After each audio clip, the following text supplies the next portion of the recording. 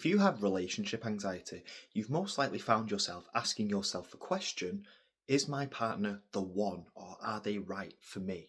Now, it's normal and actually quite healthy to ask yourself these questions about your relationship from time to time, and I think it's important to make space for self-reflection and whether or not this person is right for you.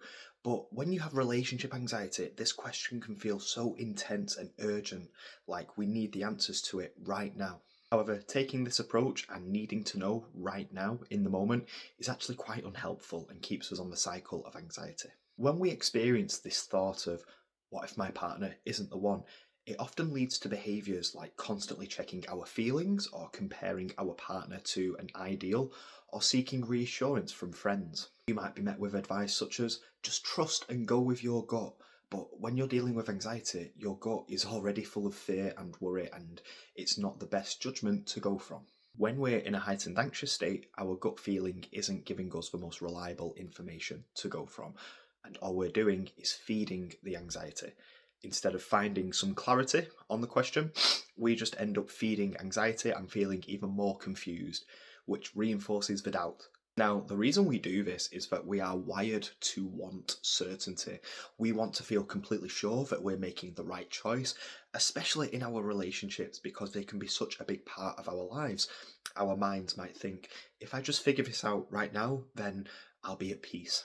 But it's that drive for absolute certainty that can actually make the situation worse, and it leads us to feel that we need an answer immediately. And it's the urgency around this question, coupled with the anxiety, that creates a cycle that keeps us stuck. The more we try to analyse or solve this question whilst we're anxious, the more we become tangled up in it. By constantly checking and overthinking, we reinforce the idea that we need an answer right now, and that the anxiety surrounding the question is something that needs fixing.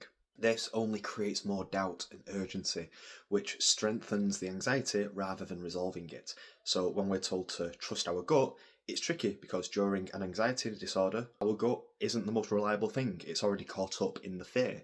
Trusting that instinct can lead to more confusion and panic. So we need to find a bit of a healthier way to approach this question. First, it's okay to take time for self-reflection and think about what you want in a relationship. However, it's really important to save that reflection for moments when the anxiety has passed. We can often look at this question, what if this person isn't the one, through a lens of threat and immediacy. And this is something that we need to practice leaving alone and then reapproaching the question when our anxious brain has calmed down a little bit. When we're feeling calm and clear-headed and the anxiety is past, then we can allow time for self-reflection. We just take away the urgency and immediacy out of needing to know for sure right now. This way, we can engage in a more constructive self-reflection without the haze of anxiety clouding our judgment. Instead of needing the answer to the question, what if they're not the one? Try letting that thought exist without reacting to it. In the midst of heightened anxiety, we can acknowledge that thought, but we don't need to try and solve it. It's okay to say, maybe or maybe not. I don't have to know that today. And this practice helps us build up a tolerance for uncertainty, which will go a long, long way to helping you overcome your anxiety struggles.